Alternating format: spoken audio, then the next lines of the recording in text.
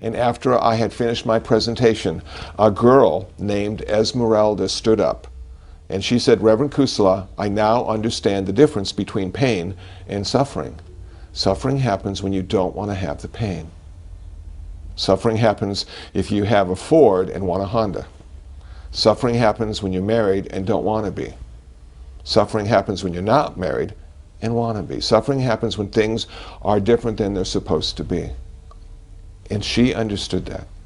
I don't know how.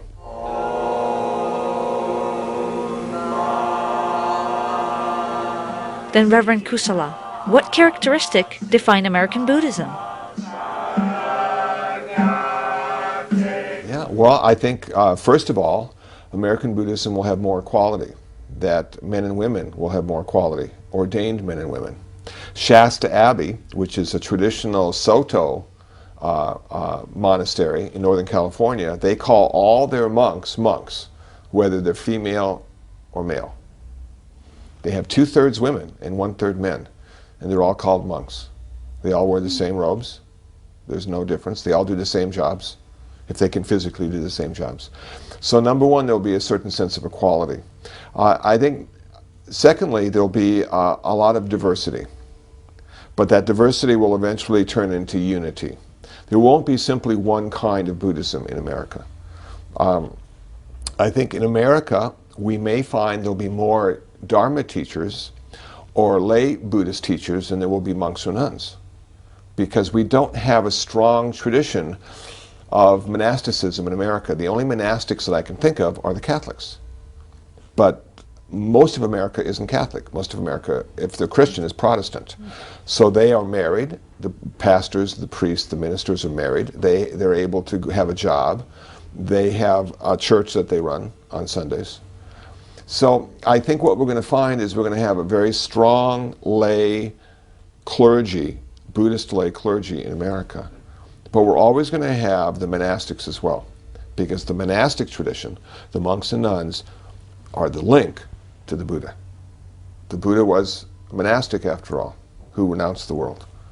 So those two things, I think, will be part of American Buddhism. And then, as we talked about earlier, I think we need to have an American Buddha. That the Buddha statue, when I look at a Burmese Buddha statue, he looks Burmese. And a Japanese Buddha statue, he looks Japanese. And we need to have an American Buddha statue that looks American. But I'm not quite sure what an American looks like. You have no idea. I have no idea, because there's so many different kinds of Americans.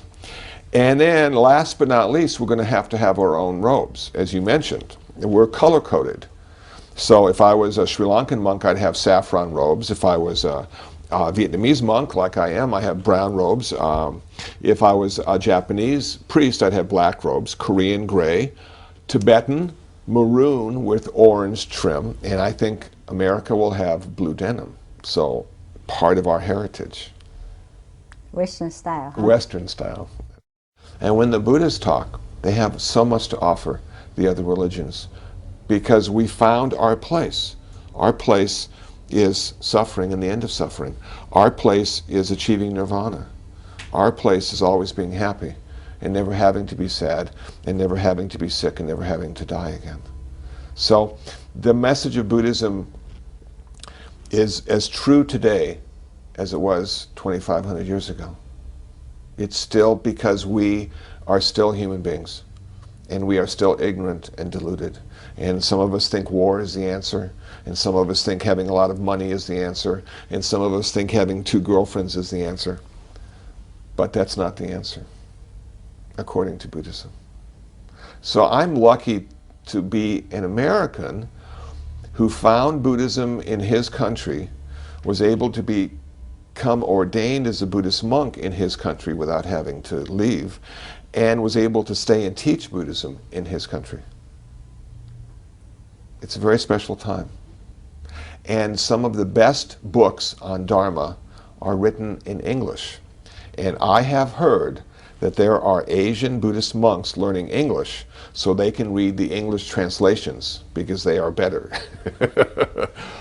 And 100 years ago, if you were an American and wanted to study Buddhism, you'd have to learn Chinese or Sanskrit or Tibetan. Now we can walk to any major bookstore and have hundreds and hundreds of books. Some of the best Dharma teachings available in the whole world are right in those bookstores. So it's changed dramatically. In just the 100 years Buddhism has been in America.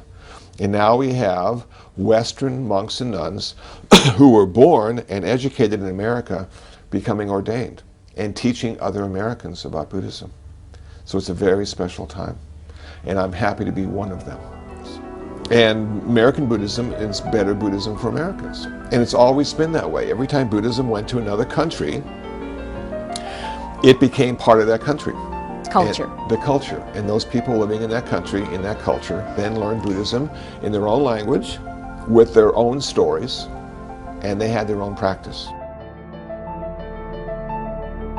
This program was brought to you by Bukyo Dendo Kyokai, Society for the Promotion of Buddhism. The founder of Bukyo Dendo Kyokai, late Dr. Reverend Yehan Numata, believed that the Buddhist teaching could assist in bringing about lasting peace and happiness for all of humanity. Society for the Promotion of Buddhism is dedicated to continue Dr. Numata's dreams of sharing Buddhism with others by distributing the Teaching of Buddha books, which are translated to 42 different languages and donated to hotels worldwide.